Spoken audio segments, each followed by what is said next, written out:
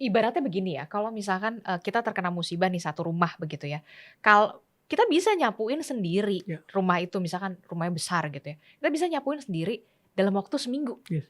Tapi kalau kita Dibantu tetangga gitu. itu bisa 3 hari Iya. selesai, Sudah itu gitu. hari keempat bisa mikirin yang lain kan. Nah Persis, itu, iya. saya sih Iya.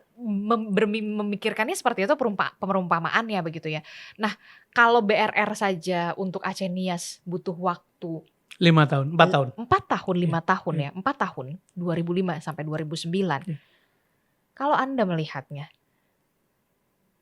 membutuhkan waktu berapa lama Iya. sampai Aceh, Sumatera Utara dan juga Sumatera Barat ini benar-benar pulih, masyarakat mereka bisa benar-benar hidup dan penghidupannya bisa Iya. kembali normal? Ini ada bermacam-macam pendapat. Ada yang mengatakan dulu salah satu sumber kerusakannya kan adalah gempa, sehingga kehancuran di banyak tempat.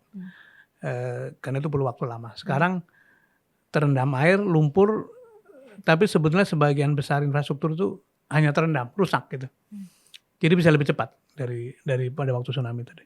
Tapi bisa juga sebaliknya, karena kalau hancur kan disingkirin terus bangun lagi.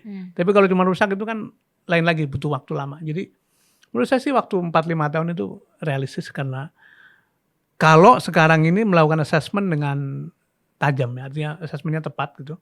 Kemudian segeralah dibentuk lembaga. Nah sekarang ini kan proses tanggap darurat saja, menurut pandangan banyak orang, saya juga sependapat dengan pandangan ini, itu belum terlihat siapa otoritas tunggal yang memimpinnya gitu. Dan itu menyebabkan orang terus-menerus berteriak kan. Begitu ngomong listrik harus ngomong ke PLN, begitu ngomong BBM harus ngomong ke Pertamina, begitu ngomong pangan mesti ngomong ke dan sebagainya. Tapi kalau ada satu otoritas yang mengkoordinasikan seluruh upaya kan lain tuh. Ada yang ngelit di sana. Ada yang ngelit dan ada yang ngelit. Dan pentingnya ada leader di sana. Betul. Nah saya mau tekankan gini di sini. Bisa nggak sih pemimpin pemerintahan pusat itu datang ke Aceh, datang ke Sumatera Utara, datang ke Sumatera Barat, tidak dalam konteks kunjungan, tapi bekerja gitu. Karena kunjungan itu kan begitu pemimpin mau datang disiapkan segala sesuatunya, malah ada isu mengenai listrik hidup sebelum pemimpin datang, begitu pemimpin pergi mati lagi kan, ada begitu kan. Atau tendanya tiba-tiba dipasang, tenda-tenda yang ingin nunjuk. Jadi suasana upacara itu masih dibaca oleh rakyat. Nah, kita sih pengen dorong berkantorlah di sana. Tunjuk siapa yang mimpin Aceh, siapa yang mimpin Sumatera Utara, siapa yang mimpin Sumatera Barat. Barangkali paling berat Aceh, berkantorlah di Aceh misalnya. Dan tunjukkan bahwa dia betul-betul mendampingi masyarakat, mendampingi pemerintah daerah untuk melakukan recovery. Itu baru akan dilihat sebagai operasi skala nasional di lokasi. Ini saya cerita. Begitu Pak Kuntoro ditunjuk sebagai kepala BRR, briefing pertama kepala pada deputi adalah, teman-teman besok kita berangkat, bersiap pindah. Keluargamu dibawa. Keluarga tentu saja belum tentu membantu kan. Mungkin ada yang kerepotan kan, anak masih kecil. Tapi kita ada yang bertanya, kenapa Pak?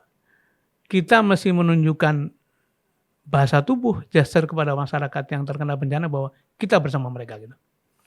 Itu secara psikologis sudah menenangkan masyarakat korban tuh. Tapi kalau kelihatan rombongan BRR pada waktu itu, kan bisa aja kan, karena barangkali Sabtu Minggu libur, Senin rombongan datang gitu ya, kemudian Jumat pulang. Itu kita dianggapnya sebagai sedang meroyak tuh.